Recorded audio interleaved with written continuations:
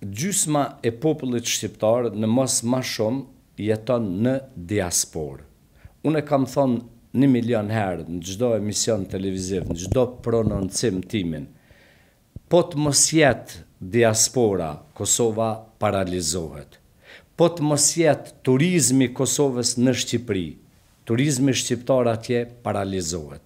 Ne jemi sikur arterjet e gjakut që furnizojnë trunin, zemrat që furnizojnë organizmin me gjak, arterjet kryesore të furnizimit për zhvillimin ekonomik të Kosovës janë mergjimtarët tonë. Tani shumë mergjimtarë më kanë pyet mu, po pse hine, pse s'dole i pavarur, pse s'bone parti politike tonën, dëshiroj me bon një sqarim të këta njerëz. Që hyrja në politik nuk është e lehtë. Ndërtimi një partie të re politike nuk është e lehtë, sepse duhet të kalosh pragun zgjedhor 5%. Duhet të kesh bajagipare për me e ndërtu një parti politike. Dhe unë si kam pas, do me thonë, kapacitetet as ekonomike, as kur gjahiq. Por në parlamentin e ardhshëm të Kosovës, do të mbroj diasporën, do të luftoj ata ministra, ata njerëz të cilët do t'ju kërkojnë reket mergjimtarëve tonë që dojnë me ardhë edhe me i prun investimet e tyre në Kosovë.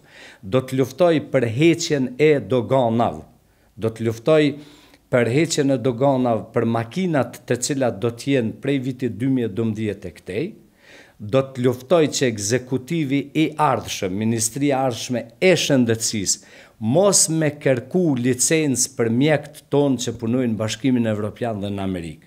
Po në mënyrë automatike këta njerëz me pas të drejtë me hapë spitale në Kosovë. Kam me 10 raste kur mjek eminent në München, në Gjermani, në Suedi, në Amerikë, në Zvicër, kanë dashur me ardhë me hapë spitale dhe nuk i kanë leju këta hajnat, këta matrapazë tonë. Ka me 10 raste që mergjimtarët tonë kanë desht me sjell fabrikat prodhimit këto dhe nuk i kanë leju këta dhe këto fabrika sot punojnë në Maqedoni, në Serbi, në Shqipëri, në Malzi, në Bosnjë. Prandaj do ta mbroj fuqishëm diasporën dhe në institucionet e ardhshme të Kosovës do të kërkoj nga ekzekutivi që njerëz të shkolluar, djemt dhe vajza të shkolluar, të paktën të vinë edhe të na ndihmojnë të kryjnë praktike në ekzekutivin e ardhshëm dhe të na ndihmojnë për krijimin e institucioneve të Kosovës. Për shembull, një avukate në Suedi të vjen edhe të baj trajnime me avokatë e Kosovës. Një gjykatës shqiptar atje të vijë të punojnë gjykatat e Kosovës. Të gjitha lamit, një architekt, një inxhinier, një njeri që punon në planin regulativ, një politikan, ne kemi edhe deputet shqiptar në për parlamentin, për shembull është Adnan Dibrani në parlamentin e Suedis, të vjen edhe të na mëson neve se qysh nuk mundesh ti me pi, me hangër, pa limit, me pi alkohol, me paratë taksapaguzve.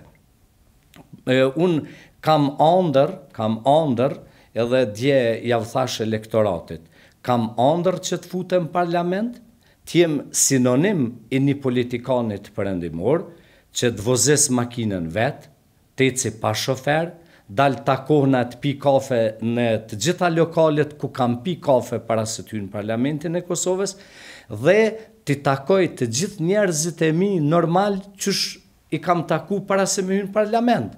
Këta në momentin njerëzit që po futen politik po ndryshojnë. Edhe kjo është friga e shumë njerëzit që po ma bojnë, po është zote, kur hynë të në parlament, a ki mu bon dhe ti si ata. E une i garantoj mergjimtarët, diasporën tonë, se ka me qenë fuqishëm, aj milaimi që mu më njohin. Ka me qenë në qoftë se diaspora, po e bajnë një figurë krahasuse, në qoftë se diaspora e ka andër me po një Hasan Prishtin, që i ka shoh turqit në parlamentin e Turqisë për drejtat e shqiptarve, që ashtu unë kam uqu e me i shoh e me i kritiku ministrat e mi, qeverin time për mbrojtjen e drejtave edhe diaspores edhe qytetarëve të Kosovës. Prandaj mbi bazën e kësaj e ftoj diasporën që të më votojnë fuqishëm, të votojnë koalicionin Nisma AK PDK edhe të mos e harrojnë numrin tim 52.